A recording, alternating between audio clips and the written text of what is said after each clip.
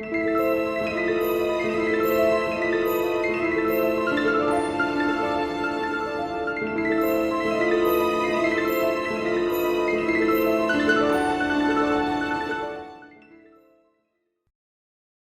so that was the bloody, crazy, fascinating history of what was the first French Revolution. Now, this, as I say, is overlapping things that we've already looked at. So you'll recall our old friend here, Jacques-Louis David, and this particular painting of his, The Oath of the Herati. Right, we looked at it very briefly last time as an example of neoclassicism, and it certainly is that, but it also was meant as a propaganda piece for the French Revolution. Jacques-Louis David was all about the revolution. Right? He becomes a big proponent of the ideas that are being touted by the revolution, and he's trying to convince people to come and join up. Now, 1783, 1784, when this was painted, the revolution hasn't begun yet. Right? At this point, the fervor has only just begun.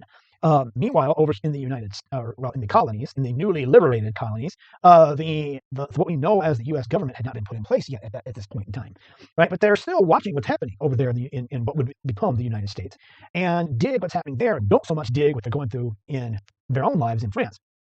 And so Jacques-Louis David uses this story from ancient Rome as a propaganda piece, as a way of calling everyone to join the fight. So we have this story here, without me getting too involved in it. We have over here a father, Roman father. This is a story from ancient Rome. And the Herati would be the three brothers here, who their father is about to send the three of them off to war.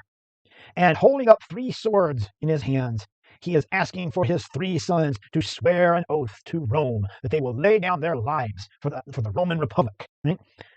And all three brothers have their hands out in a salute of oath, but also kind of reaching for a sword, and they all three embrace one another, ready to fight if it means their own deaths, right?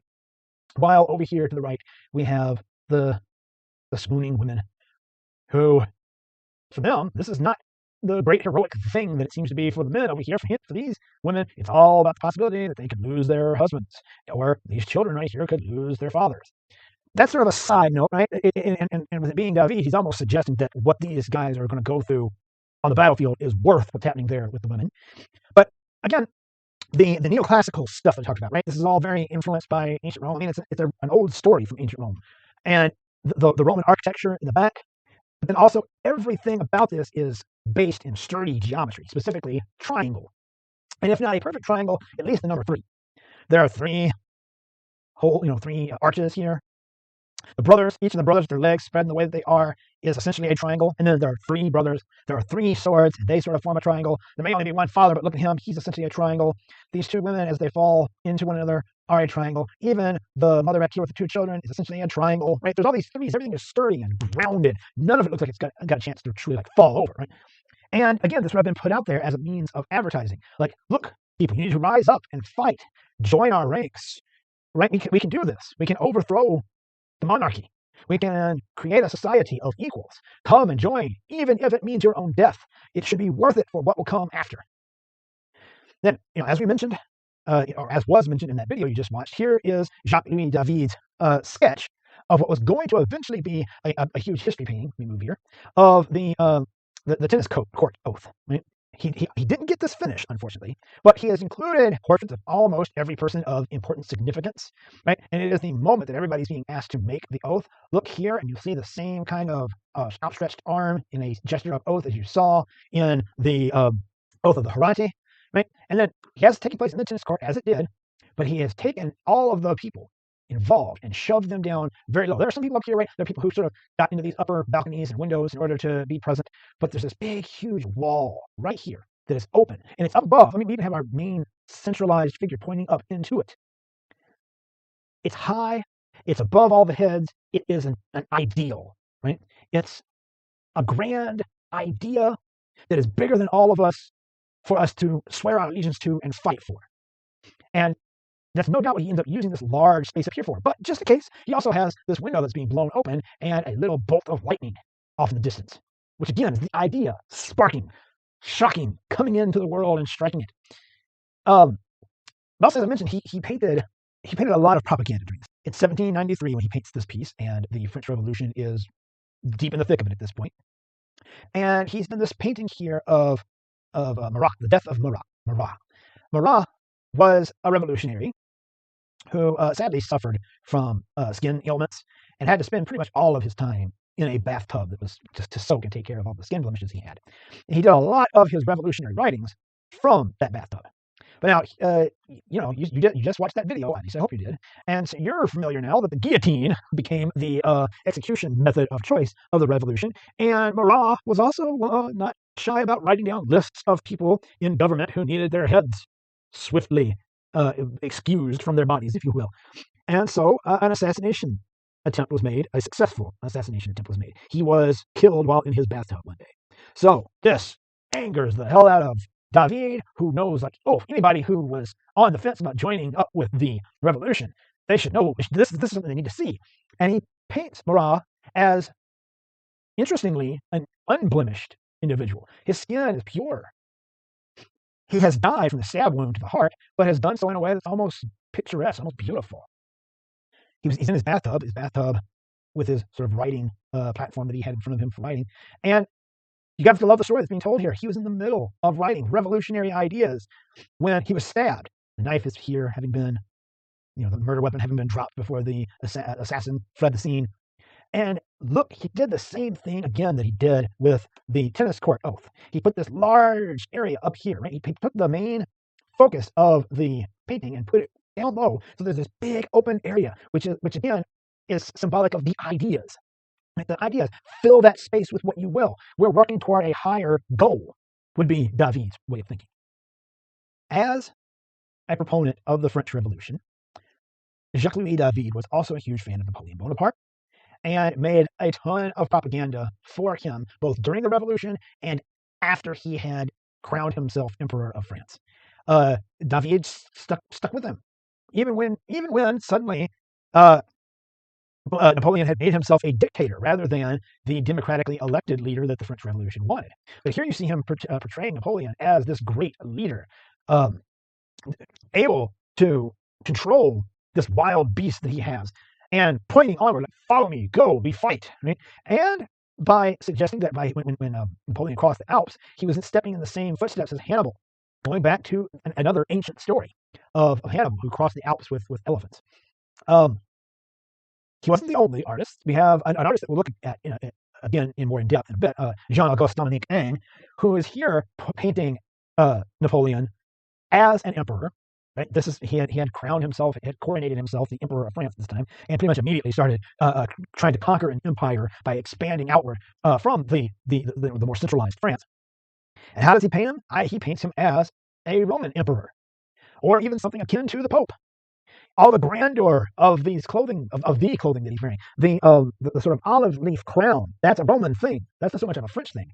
We, in fact, don't see a lot here that is indicative of France, per se.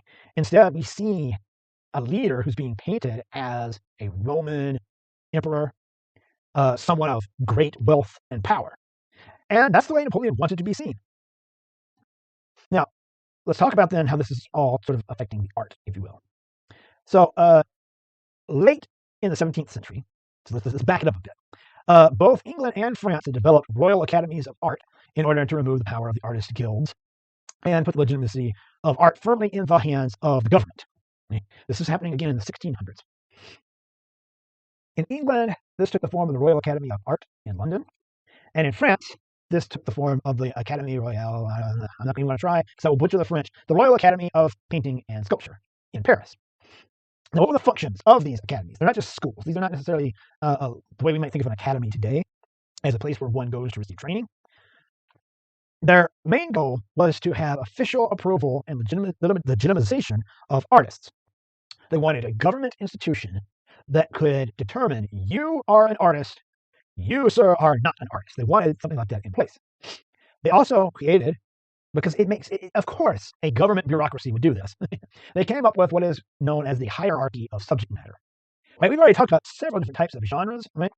That really only became particularly popular in the 1600s, once you had a lot of Protestant artists who were having to appeal to a Protestant audience that wasn't looking for a lot of religious work. These genres had never really been ranked. But now suddenly the Royal Academies come along and they start putting together like this type of genre is greater than this type of genre and that type of genre. We'll see in a moment, but there's a hierarchy to it. And then they established rules for each of those genres, right? If you want to make a still life, it has to be done this way. If you want to make a landscape, it has to be done this way, and so on. Then they would standardize academic training. Right? Now, some training sure was done in the Royal Academies, but there were other schools that taught art. But since it was now these government institutions that could decide whether or not you were a legitimate artist, the academic training of the time had to make sure that what they were teaching was in line with what the academies wanted, or else they'd be cranking out these students who would not be able to find work because they weren't doing what the academies had asked of them. So by the mid-18th century, the academies had begun to challenge the power of the saloniers with the salons that they put in place, called we'll refer to as the official salons. Right? So the saloniers, they've been doing their things, right? They've been having their private salons, and that, you'll recall, is where Rococo art was really being touted. Right? The Academy, on the other hand, is going to lean very heavily into what they see as professional and not amateur art. Specifically, around this time, that would be neoclassicism, and challenge those private salons the saloniers were having. All right, so the hierarchy of genres. Right? This is something that was put into place by both the French and the Royal Academy, and there are rules again for each of these. So at the bottom of this hierarchy is still life, because this is their language and not mine. Okay, if you're gonna paint still lives, I mean, all you're doing is just kind of mimicking the surfaces of these inanimate objects, right? I mean, and it's impressive at all, but there's much more impressive stuff you could be doing. Then above that was animal painting. I guess painting animals, because they're more animate, was considered a higher genre than still life. Then landscape painting, right? Landscapes get ranked where they do because they don't necessarily require human figures, and they're somewhat less technical ability to produce them than do the first three genres that we'll get to on the list. But landscapes, again, as I mentioned, also that the Academy says, all right, that's number 4 in the ranking, but also that there are certain rules if you're going to paint a landscape. And one of those rules that has fascinated me, because I know people who still adhere to this, even to this day, is that for there to be a landscape, you need to have essentially 3 bands of color: blue, green, and brown. And even though what we're looking at here is not it's not technically a landscape, this is a history painting, which we'll talk about in a moment. But even this has it, right? Like the top portion is blue, the middle portion is green, the bottom portion is brown. And that was like a hardline rule in the academies. Then genre painting. You'll remember genre paintings, painting of everyday life. That comes in as just above landscape painting, because genre paintings were admired for the skills that artists employed, but they didn't command the respect that history painting or portraiture commanded. All right? Number 2 comes in as portraiture, because there was this rigorous coursework of instruction in order to master skills, where you would spend years drawing from plaster casts of people, and then you would copy the portraits of other people. So any of you in this class who are art students, imagine if you came to my class and rather than getting to draw from observation, I was like handing you drawings that I had made and said, now you draw that. That's the way the instruction was done in the sort of standardized way that the Royal Academies came up with. Then you could finally start working with live models. And then at the top ranking genre is history painting. History painting represented the culmination of all the skills that were learned within the academy system. And there are again rules. History paintings need to be very, very large. They can't be small. They got to be super large. And none of these other genres should be painted at as large of a scale as history paintings. Then one of the things I mentioned to you in the last lecture was that at least in France, there was a rule. Here we're back to that unfinished painting I was talking about. We looked at this Jacques-Louis David sketch for this painting, the tennis court oath. But I mentioned in the last lecture that at least in France, there was this hardline rule that if it's a history painting, the drawing underneath, any figures in the drawing that you put down first, must be nude, because that's meant to showcase the skill set and the level of skill that you have reached in this systematic art education that has been legitimized by the Royal Academies. You must do it that way. Again, that's why, at least in France, women could not be history painters, because women were not allowed to learn how to draw from nude models. It was not allowed. Now, however, in England, there wasn't that same rule that the figures must be drawn nude and then clothing painted on top of them. That's what allowed for Angelica Kaufmann to participate as a history painter in England. But yeah, so you see here, this. Oh, by the way, this painting was unfinished because, well, I mean, you just watched that video. You know that things didn't go particularly well for this revolution, and he had to flee. I believe he was painting this in Paris. He had to flee because his studio was being raided, and so the painting never got finished, which is particularly great for those of us wanting to study this stuff, because we can look at this and see that he had drawn all those figures underneath nude. And then we can assume that any other history paintings of his that we've ever seen, the figures underneath are nude. The salons that I was just talking about, the salon, right? The salon as opposed to the private salons. Beginning in 1725, the Salon was the official art exhibition of France. Between 1748 and 1890, it was the greatest annual or biannual, depending on what was going on in the world at the time, art event in the Western world. An artist who was wanting to be accepted into the Salon must first be a member of the Academy. And in order to be a member, one had to work within those established rules that we talked about. They must be deemed worthy by a panel of high-ranking people in the Academy, or they can be brought in by acclamation, meaning they didn't necessarily apply, but the artist is already so well known in their own right that the Salon didn't want to be seen as completely unaware of the greatness of this artist. So they might say, this panel might get together and say, hey, has anybody heard of Jericho over here? Jericho is making some really great work. The masses seem to love him, right? We need to go ahead and accept him as a member of the Academy so we can legitimize that. Rather, before this becomes a problem and everybody starts saying, well, if this guy is so great and he's not part of Academy, why are we worrying about the Academy? Right? Early on, women were not admitted into the Academy at all, because of course. But eventually, women were allowed to exhibit in the salons, but they were barred from competition for prizes. Yeah. So the Salon, that image you see down there is a painting of the Salon. The Salon would be held in a large space, usually in a palace, in Paris. And as you can see there, like the paintings would just be stacked and stacked and stacked and stacked, right? It would be the annual exhibition of the paintings that the Academy deemed to be the best of the year. Paintings and sculpture, of course, because that was their thing. And that would go on display. People would come from all over Europe to participate and pay an admittance fee and go in and see all of this work. And it behooved you as an artist to be a member and to be accepted into one of the salons, because that would make your name, because you would be considered legitimate, and now people would start seeking you out as an artist. You can see, however, that there might be people who would find that way of handling things when it comes to art. Let me ask you, do you want the government to be able to tell you that what you enjoy creating is or is not art? Let's see what that leads to. I can't recall if I have said this yet in a lecture in this semester. I know that I made mention of this in last week's weekly wrap-up videos. If you go back and watch that, you'll see in that insane video that it was, that one of the things I talk about is how so much of Western art, at least, has been this rinse and repeat cycle of one generation of artists saying art should be about the brain. It should be calculated. It should like involve math. It should involve research and thought and all the different faculties of the mind. And then another generation comes along and says, screw you, I don't think that way. Art should be about the heart. It should be about the emotions and the feelings that we have and the experience of just being thrown into the universe, a wild and chaotic universe. And then another generation comes along and says, nope, you went too far. Art should be about the brain. And then another generation comes along and says, no, art should be about the heart and emotions and feelings, and back and forth and back and forth. And we just had the Baroque, and to an extent, although there were some of the ideas of the Baroque that were being rejected, the Rococo and the Baroque, at least for the most part, were both rooted in emotions. No one would call either of them sort of cold and calculated, right? And that they had been a rejection of what they saw as the cold, calculated manner of the high Renaissance artists and the Mannerists of the late Renaissance. Then neoclassicism comes along, looks at Baroque, and particularly at Rococo, and says that stuff just needs to go away, right? You got too emotional, right? We are strong, rational human beings. We're capable of bending the universe to our wills. That's some powerful stuff going on in the brain. Why shouldn't art be about that? And so they made art that was about the brain again.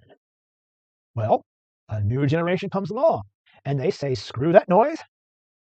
Not only should art be about the heart, but everything should be about the heart and emotions, right? Romanticism is not just an artistic movement, although that is certainly one place where it gets very fleshed out in art and literature and in music, but it was a lifestyle.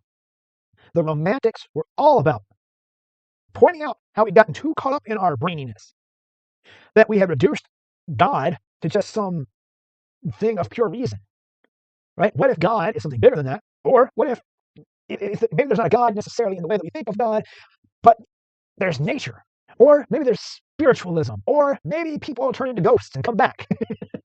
And you say that we have this ability to bend the universe to our will, and that's evidence that the brain is the powerful thing.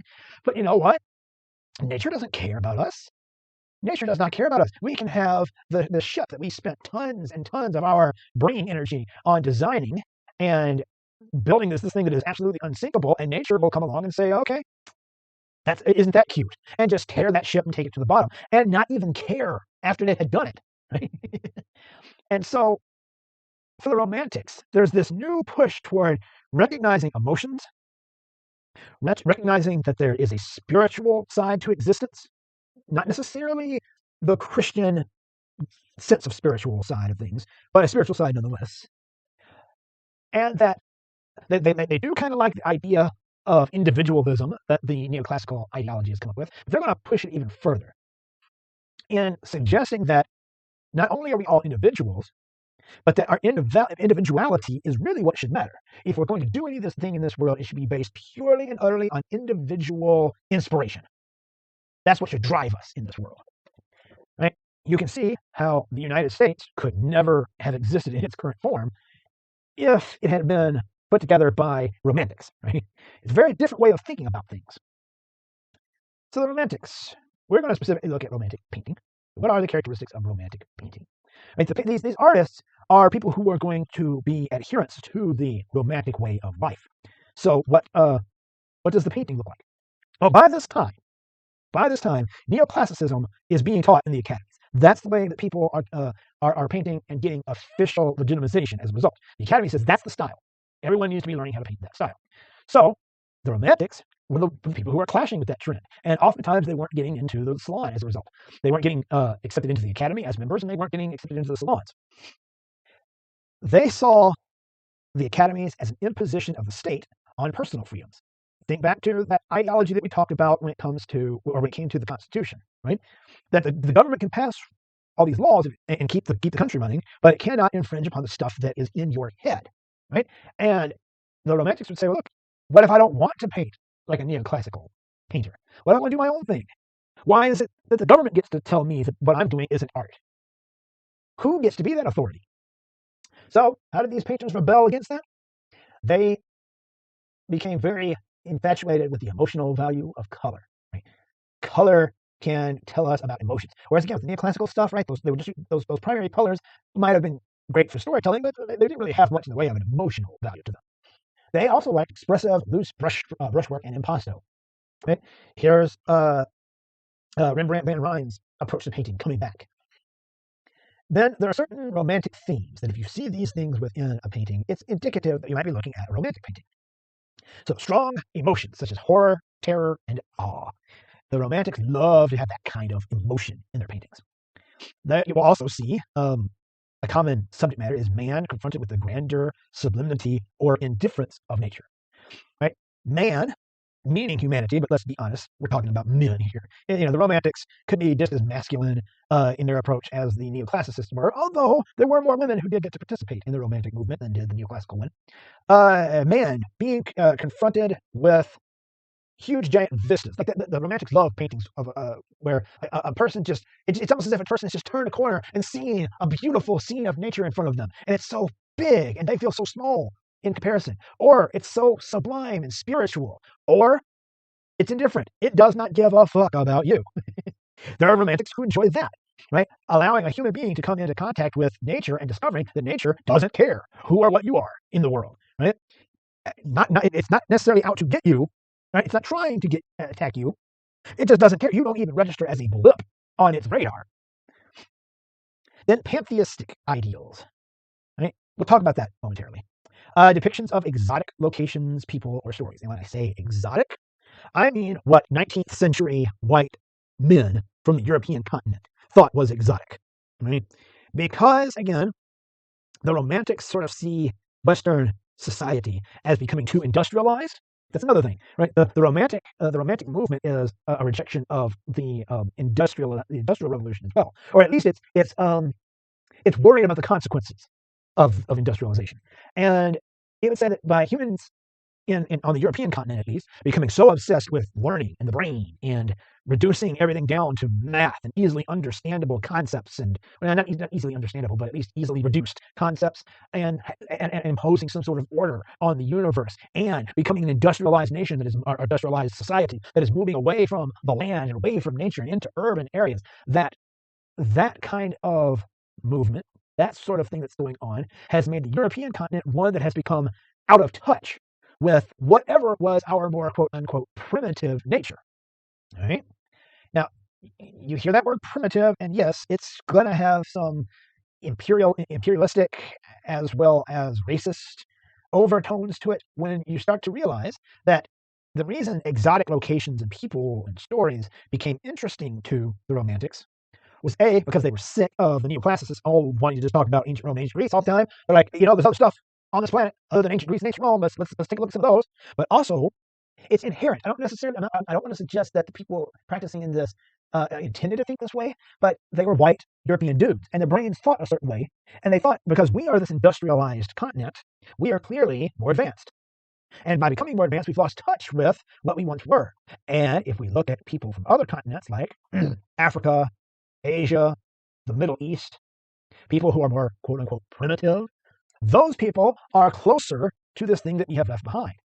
So you see, it's sort of like a backhanded compliment, right? We admire these people, or these cultures rather, from primitive, exotic locations because they are closer to something that we wish we could still attain. But inherent in that way of thinking is that somehow we are a more advanced people than some other group. You'll see what I'm talking about when we get to it. Another characteristic are exaggerations of nature and proportions for emotional effect.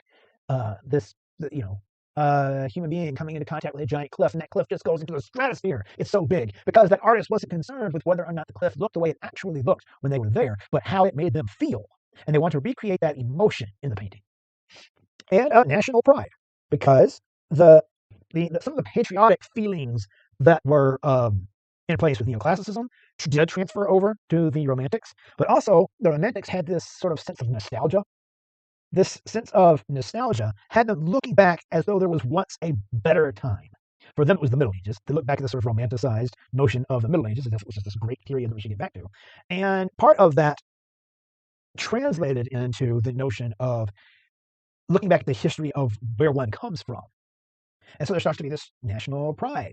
The Romantics become very proud in the United States. That's where the whole idea of manifest destiny comes from. That's the Romantics talking. The Romantics become very proud of being British. They become very proud of being French. Right? It's this thing that occurs. Let's look at some people and some examples. So we look at Francisco Goya. Francisco Goya, love his stuff. Born in 1746, died in 1828. He was a Spanish Romantic painter and printmaker. However, he began his career painting and printmaking very much like a neoclassicist. His way of thinking was very much in that way. But he made the switch, if you will. He was extremely successful in his own time. He was a rock star in his own lifetime. And he's considered oftentimes both the last of the old masters and the first of the modern Romantics. He's sort of looked at as both. Because again, his early stuff, which we're not really going to look at for the most part, but his early stuff was very neoclassical in its approach. Throughout his life, however, which by the way, as I said, once he sort of made the shift, he began to live a very romantic life. I don't mean romantic in having lots of lovers and whatever. Right? Romantic in the sense that we've been talking about romantic. He becomes what we might consider very hippy dippy, at least in the time that he lived. And then on top of that, his life was beset by illness, hearing loss, tragedies, and only one of his children surviving into adulthood. And these hardships and some declining mental health issues that he had proved very influential in his to the very expressive nature of his later work, right? Where he's going to become more and more expressive with his brushwork and things of that nature. So here we have one of his pieces from 1797. This one was a print, and this is the closest thing we'll look at to something that's neoclassical in its approach, if you will. This is called "The Sleep of Reason Produces Monsters." We have Goya here imagining himself. This is meant to be a self-portrait, asleep amongst his drawing. He was in the middle of drawing. Right there, there's his drawing tools. He falls asleep, And when one falls asleep, reason goes away, and that can invite the darker things that you don't want to think about into your life. Work includes owls that might be symbols of folly rather, and bats, which would have been a French symbol for ignorance. He's not French; he's Spanish, as we just said, and he sort of sees the Spanish society as being in decline. And as I said, he was a bit of a neoclassicist at the time, and so the lesson here seems to be keep your wits about you, because if you let reason slip, you allow all this other stuff in. But here's the thing: those are some pretty scary looking creatures. He already had a little bit of romanticism sneaking in there, right? His love for these creatures. So it would not take long for his stylistic approach to go fully romantic. Like this piece, the 3rd of May, 1808, which was painted in 1814. And this is romantic. It is meant to draw upon your emotions. The story being told is meant to be one that is emotional. The story, which is the thing that happened on the 3rd of May, 1808, was a French invasion of a Spanish town. By 1808, it's Napoleon and his imperial army branching out, trying to conquer as much as possible. And upon the sacking of this town, in particular, I wish I could remember, I should have made a note about what the town was, the people who had dared to fight back were taken out of the town and were executed by firing squad. But how does Goya choose to paint this? Well, first off, you see his much more wild brushstrokes. And there's not so much of an insistence upon perfect proportions and things of that nature, because that wouldn't be emotional enough. The paint is sort of slathered on there. We talked about the emotional use of color. Look at the red of the blood as this man dies here on the ground, who's already been shot in the other bodies that his body has fallen on top of. But he does some other things. Right? Again, it's meant to be emotional. He wants there to be an emotional connection here. So he has here the French soldiers they have this big giant lamp with them that is illuminating the scene, and he made sure right smack dab in the middle of it all to have this one guy who's wearing a white shirt so that he stands out from everything, and you can't help but see him and this other face next to him, and we can't help but sympathize with them because we have been given their faces, we have been given the anguish that they're going through as they face their death. We get the feeling of this man here pleading for his life. And how do we know that we are meant to sympathize with these Spanish people who are on the left side of the image? Well, again, they are the ones who are lit very well. But if you come over here to the French army, you'll notice not a single face can be seen. They are all anonymous. They are a machine. They're all working as one. We're not meant to sympathize with them. They all have their guns trained on individuals to the left. And notice, if you pay closer attention to these French soldiers over here on the right, he's painted them to a certain extent in David's style. He's painting them in a neoclassical style. Look at their stance. If that's not meant to be a reference to the Oath of the Hirati by David, then I don't know what it is. And when it comes to them, he's even done what the neoclassical painters would do and has given like much more harsh outlines around all of these figures to make them stand out. That was that neoclassical approach to painting. While over here, the paint is much more softly applied and edges aren't as clear and sharp as they are over here, right? Because this is meant to symbolize France. This is meant to symbolize Spain. And clearly he wants us to sympathize with the Spanish. Now, late in his life, as I said, his declining mental health really got the better of him. This painting, referred to as the Saturn devouring his sun, is a name given to the painting. It's the subject matter that is believed to be what he was painting here, the traditional interpretation of this painting. It was found upon his death in 1823, because he lived out the last few years of his life, from 1819 to 1823. That's why we don't know when for sure this was painted. Living essentially alone with a caretaker as his mental health continued to decline. And he painted murals on all the walls within the home that he was living in. And this is one of them, Saturn devouring his son. What's believed to depict is the Greek myth of the Titan Kronos, or Saturn, who, fearing that he would be overthrown by one of his children, decided to instead eat them upon their birth. Now, at this point, this doesn't appear to be a child. This appears to be a grown man, but still. So these paintings are referred to as his black paintings because of their dark subject matter, the dark storytelling, the dark palette.